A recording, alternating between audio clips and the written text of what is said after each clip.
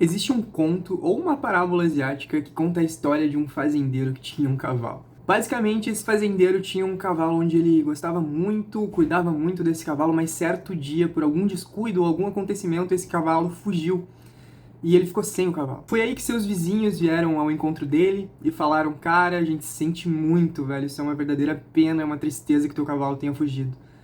E o homem, fazendeiro, falou: Eu não sei se isso é ruim ou é bom.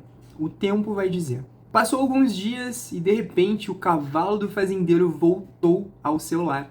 Só que junto com ele veio mais 3 cavalos. Foi aí que os vizinhos, olhando aquela movimentação de cavalos, foi até a fazenda do fazendeiro e falou: Caraca, que loucura! O teu cavalo voltou, irmão.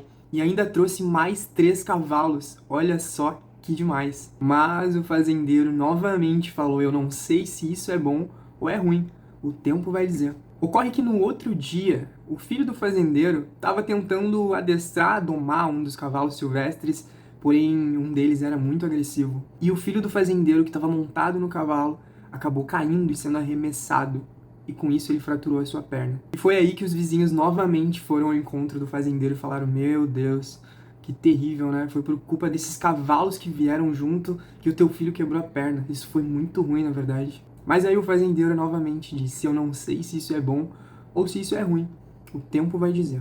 Passou algum tempo e naquele país onde o fazendeiro estava, acabou estourando uma guerra, onde os oficiais do exército estavam recrutando jovens saudáveis para ir para o campo de guerra e lutar na linha de frente pela nação. Ocorre que quando eles foram ao sítio do fazendeiro e questionaram sobre o filho dele, eles viram que o filho dele estava com a perna quebrada, toda enfaixada e não seria alguém útil para a guerra. Por isso eles imediatamente descartaram o filho dele. E foi aí que o vizinho curioso apareceu de novo e falou: Cara, que incrível! Pra te ver, se não fosse aqueles cavalos silvestres que quebraram a perna do teu filho, ele iria pra guerra. Isso foi muito bom. E foi aí que o fazendeiro falou: Eu não sei se isso é bom ou se é ruim. O tempo vai dizer. E a moral dessa história é te mostrar que a gente é muito pequeno e muito limitado para entender o que tá lá na frente nos esperando. E a gente só tem que confiar e entregar para Deus, porque o caminho dele é perfeito. Às vezes parece que aquilo que a gente tá vivendo não faz o menor sentido, de que tá tudo errado, de que esse deserto não vai passar, de que só acontece coisa ruim, mas assim como José do Egito, que recebeu um propósito e uma visão de Deus do seu futuro, e pouco tempo depois foi vendido como escravo por seus irmãos e foi parar numa prisão, eu tenho certeza que ele não esqueceu da promessa e não esqueceu do que Deus havia prometido.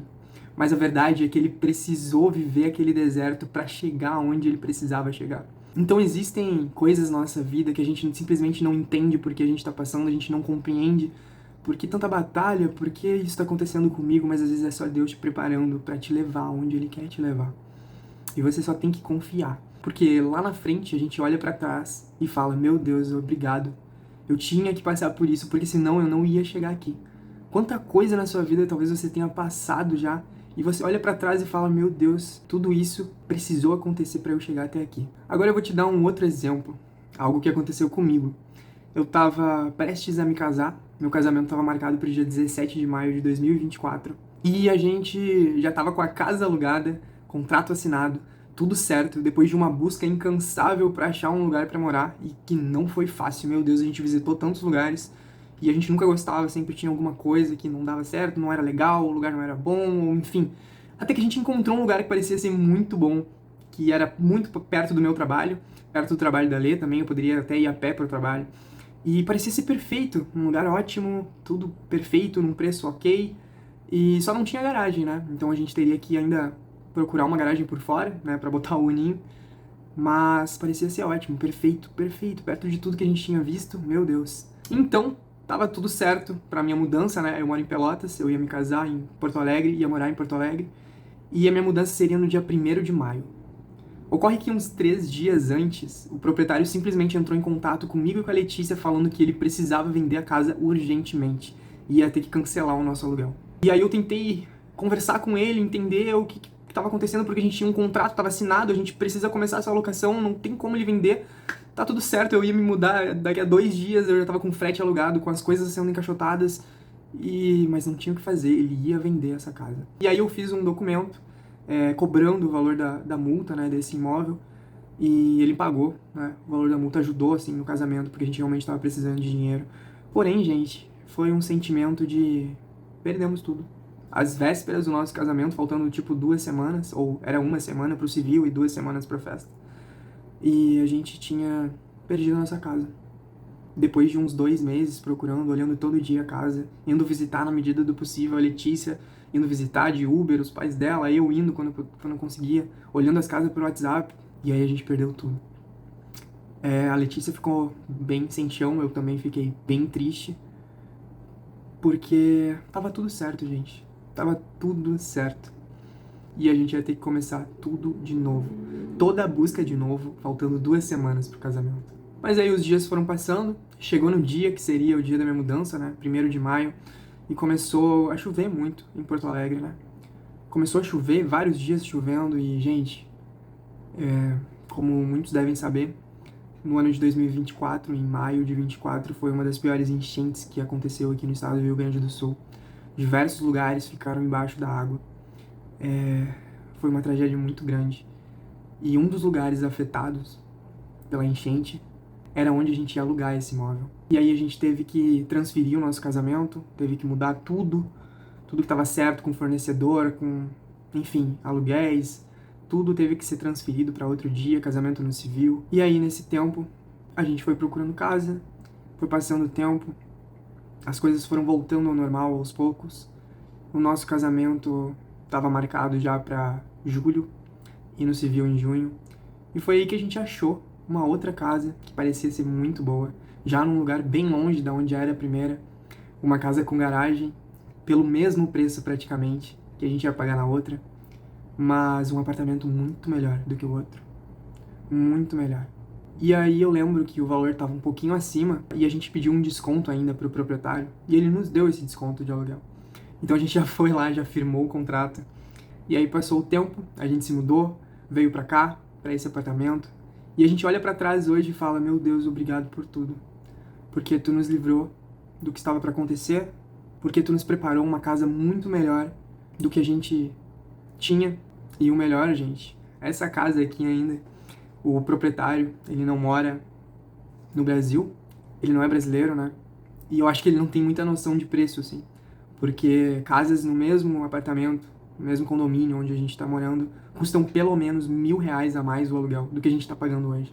Então foi justamente um milagre do Senhor nos dando uma casa em um lugar que na época era um pouco longe do meu trabalho, mas pouco tempo depois também eu já encontrei outro trabalho muito melhor do que eu tava, que é muito mais perto de onde eu tô hoje. Então tudo isso pra gente entender que às vezes o nosso fim, aquilo que parece ser o fim pra nós, parece que não tem jeito, é só o começo pros milagres do Senhor.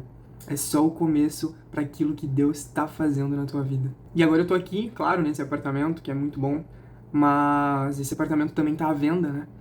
E volta e meia tá tendo visitas aqui, até inclusive a gente tava com um problema de elétrica, onde as luzes ficavam piscando da cozinha. E eu acho que todo mundo que vinha aqui pedia pra ligar a luz da cozinha, ela começava a piscar e acho que a pessoa já falava, ixi, tem problema, não vamos alugar. E aquela luz nos incomodava muito, né? Então a gente pensa, nossa, essa porcaria dessa luz aqui fica piscando. Mas aí quando vem uma visita que olhar o apartamento a gente fala, nossa, graças a Deus que essa luz tá piscando. Eu não quero sair daqui não. Mas eu tenho certeza que vai chegar um momento onde a gente vai ter que sair daqui. E aí vem aqueles pensamentos, nossa, mas aqui é tão bom, tem garagem, é um lugar tranquilo, bom de morar. E a gente paga um valor tão abaixo do que deveria pagar. Mas eu tenho certeza que quando chegar a hora da gente sair daqui, o Senhor vai ter algo preparado para nós. Pode ser que esse lugar não seja o lugar que a gente imaginou, né? E a gente fique pensando, poxa, mas o outro parecia ser melhor. Mas a realidade é, eu não sei se isso é bom ou se isso é ruim. O tempo vai dizer e o tempo vai provar que o Senhor estava cuidando de você e cuidando de mim o tempo inteiro. A gente só tem que confiar e acreditar que Deus está com a gente, entregar a nossa vida, que Ele vai tomar os rumos. Às vezes a gente não vai entender, não vai compreender por que a gente está vivendo certas situações. Mas quando chegar lá na frente, a gente vai olhar para trás e falar, uau, eu precisava ter vivido isso. A verdade é que só depois de um tempo a gente vai começar a entender aquilo que Deus está fazendo. Mas é aquela música do Thales Roberto, né? Mesmo sem entender, eu confio em ti. Mesmo que você não consiga entender e queira tudo do teu jeito e até chore por isso, E às vezes até chega a dizer por que é que tem que ser tão difícil pra ti. Parece que é difícil só pra ti. Mas você tem que saber que os pensamentos deles são mais altos que os teus. Que os seus caminhos são melhores do que os teus. E a sua visão vai além daquilo que tu vê. E o Senhor sabe exatamente o que é melhor pra ti. E mesmo que tu não entenda os seus caminhos, confia. E porque tu é tão pequenininho assim, fica quietinho no colo do Senhor, esperando o tempo certo pra tudo. Porque tu tem que saber que o Senhor vai cuidar de ti. E o seu melhor está por vir. E tu sabe que é o melhor pra ti, mesmo sem entender. Então é isso, gente. Fiquem com esse vídeo. Não esquece de deixar o like, compartilhar para quem você acha que precisa ouvir essa palavra. Eu sei que eu tinha um amigo que precisava muito dessa palavra uma vez e eu contei para ele essa parábola do cavalo do fazendeiro e foi algo que ele guardou muito no coração porque ele estava passando por um momento muito difícil. Então, é isso, pessoal. Um grande abraço, fiquem com Deus. Até a próxima.